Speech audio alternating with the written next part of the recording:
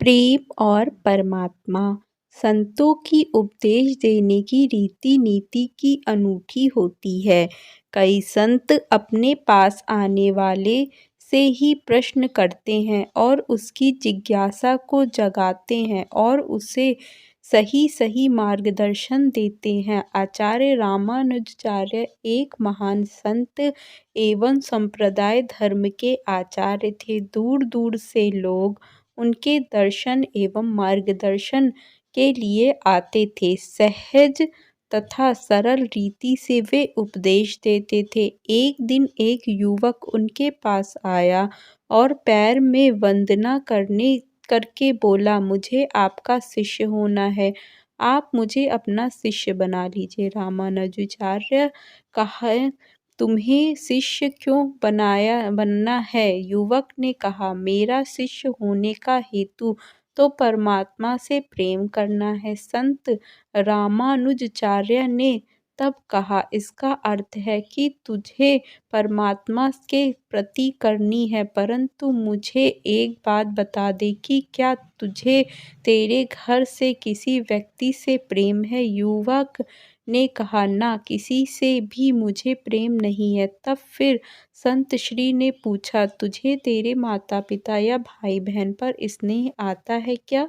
युवक ने नकारते हुए कहा, मुझे किसी पर भी तनिक मात्र भी स्नेह नहीं आता। पूरी दुनिया स्वार्थपरायण है, ये सब मिथ्या माया जाल है, इसलिए तो मैं आपकी शरण में आया हूँ। तब संत रामानुज ने कहा, बेटा, मेरे और तेरा कोई मेल नहीं, तुझे जो चाहिए वह मैं नहीं दे सकता। युवक यह सुनकर स्तब्ध स्तब्ध हो गया। उसने कहा, संसार को मिथ्या मानकर मैंने किसी के प्रति नहीं प्रीति नहीं है। परमात्मा के लिए मैं इधर उधर भटका। सब कहते थे कि परमात्मा के साथ प्रीति जोड़ना है तो संत रामानुज के पास जा, पर आपने तो इनकार कर रहे हैं। संत रामानुज ने कहा, यदि तुझे तेरे परिवार से प्रेम होता, जिंदगी से तूने तेरे निकट के लोगों में से किसी से भी स्नेह किया होता, तो मैं उसे विशाल स्वरूप दे सकता था। थोड़ा भी प्रेम भाव होता तो मैं उसे ही विशाल बना के परमात्मा के चरणों तक पहुंचा सकता था। छोटे से बीज में से विशाल वट वृक्ष बनता है, परंतु बीज तो होना चाहिए जो पत्थर जैसा कठोर एवं शुष्क हो। उसमें से प्रेम का झरना कैसे बहा सकता हूँ? यदि बीज ही नहीं तो वट वृक्ष कहाँ से बन सकता है?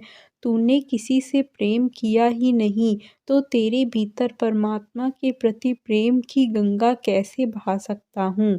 कहानी का सार ये है कि जिसे अपने निकट के भाई बंधुओं से प्रेम भाव नहीं, उसे ईश्वर से प्रेम भाव नहीं हो सकता।